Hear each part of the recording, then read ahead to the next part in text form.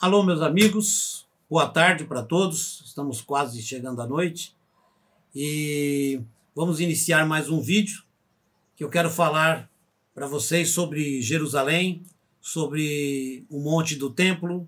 Vou tentar contar a história aqui de uma forma bem rápida, tentar abreviar o máximo para o vídeo não ficar muito longo. Antes de mais nada, eu queria pedir que aqueles que não se inscreveram no canal, por favor, se inscreva, dá um apoio para a gente, dê aquele like, né, se você gostar do vídeo, e dá um apoio para que o canal cresça um pouco mais, tá bom? Um abraço a todos. Bom, eu quero falar sobre o Monte do Templo, que é importantíssimo, não só para o judeu, como para o cristão e para o muçulmano. Tanto judeus, cristãos e muçulmanos, que são as três maiores religiões do mundo, usam ali aquele espaço do Monte do Templo como local sagrado. A finalidade das três grandes religiões é a mesma, porque cada um tenta se aproximar do Criador para adorá-lo, para poder engrandecer o nome do Criador. Tanto o judeu como o cristão e o muçulmano fazem a mesma coisa no mesmo monte sagrado. Existe aquela briga tremenda, né? Para ver de quem é o local, quem não é, quem é o dono, mas na verdade os três já estão lá. O templo que existia antigamente é um templo que foi construído pelo rei Salomão. Um pouco antes dele, o seu pai, o rei Davi, comprou esse terreno que não tinha nada lá, de um jebuseu chamado Araúna. Esse jebuseu vendeu as terras para Davi, por quê? Porque Davi estava com uma forte vontade de construir o templo. Mas segundo as escrituras nos relatam, Davi não pôde construir esse templo porque as mãos dele estavam manchadas de sangue. Não que Davi era uma pessoa ruim, não. Ele era um guerreiro, um lutador. Então, ele derramou muito sangue. Segundo as escrituras, ele não pôde construir o templo por causa disso. Talvez tenha alguns outros motivos. Aí, posteriormente, seu filho Salomão, ele construiu o templo. Construiu esse templo que durou até o ano 586. Salomão fez o templo no ano 960. E até 586 esse templo permaneceu em pé. Quando ele foi destruído pelos babilônios. Os babilônios destruíram e aí capturaram os judeus e levaram eles cativos para a Babilônia. Onde é a Babilônia? É o que é hoje o Iraque. Togarma é onde é a Turquia hoje. Então mudaram os nomes de alguns países, né? E então, o que acontece? Foi reconstruído o templo depois de 50 anos de cativeiro. Esdras e Neemias fizeram uma reformulação na cidade toda, embelezaram a cidade, fizeram melhorias e autorizaram então a reconstrução do templo. O templo foi reconstruído e permaneceu até o ano 70, quando ele acabou sendo totalmente destruído pelos romanos. Os romanos destruíram esse templo sagrado, que muitos de vocês devem conhecer a história, no ano 70, o general Tito, e destruíram todo aquele templo, destruíram muitos manuscritos, destruíram muitos pergaminhos importantíssimos e acabou por muita coisa sendo esquecida na história, tanto do cristianismo como do judaísmo e para o islamismo também. Ali naquele monte há uma curiosidade muito importante.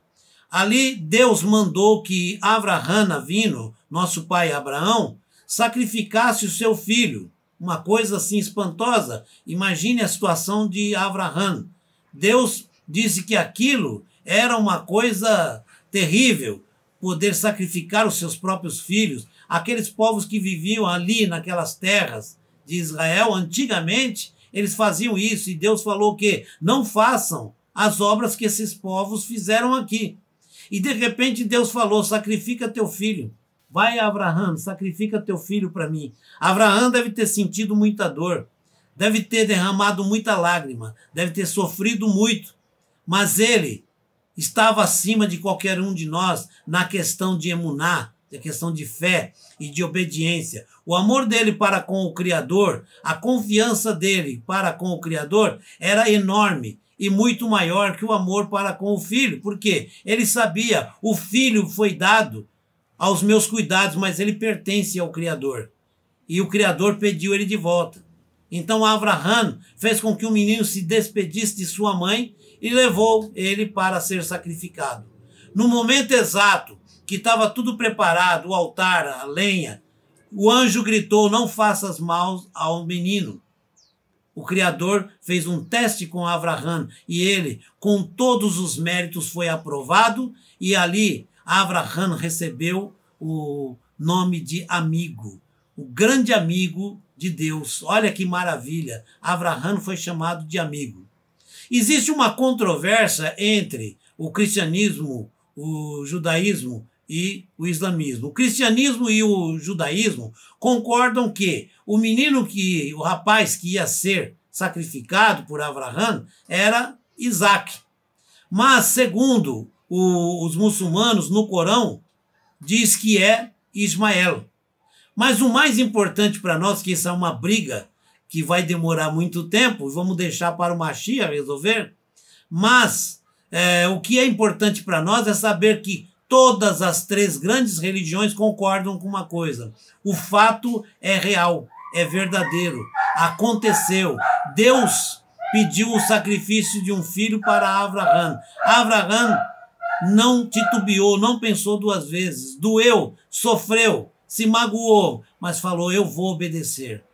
E isso é importante para todos nós, para nós vermos que muitas vezes Deus permite algumas coisas acontecerem na nossa vida. Deus permite muitas vezes alguns testes nas nossas vidas e coisa simples acaba nos reprovando. Quantas vezes nós simplesmente desesperamos com uma coisa muito simples de se resolver? Então, nosso pai Abraham nos dá aí uma grande lição. O Monte do Templo, em Jerusalém, que é o Monte Moriá, hoje chamado Monte do Templo, é importantíssimo para toda a humanidade. Por isso o Criador fala: minha casa será chamada casa de oração. Deus não está falando de uma religião, Deus não está falando de uma denominação religiosa, Deus não está falando de uma igreja, Deus está falando de Israel. Israel é a grande casa do Senhor. E ali, no monte do templo, o Monte Moriá, está ali o local do templo que vai ser reconstruído em breve pelo Mashiach, que vai vir, segundo a profecia, e reconstruir o templo. E será para todos os povos. Isto mostra que Deus não discrimina ninguém. Deus escolheu o povo de Israel para receber a Torá, para receber as instruções e para transmitir para todo mundo. Mas todos os povos da terra são escolhidos, mas nem todos aceitam a escolha, nem todos atendem à escolha. Então, ali é um local para todos os povos, independente de religião. Aquele que busca o Criador, ele busca com espírito e verdade, e ele vai a Jerusalém. E quando se chega em Jerusalém, de uma forma física ou espiritual, nós encontramos o Rei do Universo, aquele que criou todas as coisas e nos criou. E é ele quem está guiando cada um de nós. Vamos chegar no momento em que toda a paz será plena no mundo inteiro. Vamos continuar esse vídeo. Tem mais algumas coisas para contar. Muito obrigado, que Deus abençoe todos vocês. Procurei fazer o melhor e espero ter ajudado bastante. Shalom, shalom.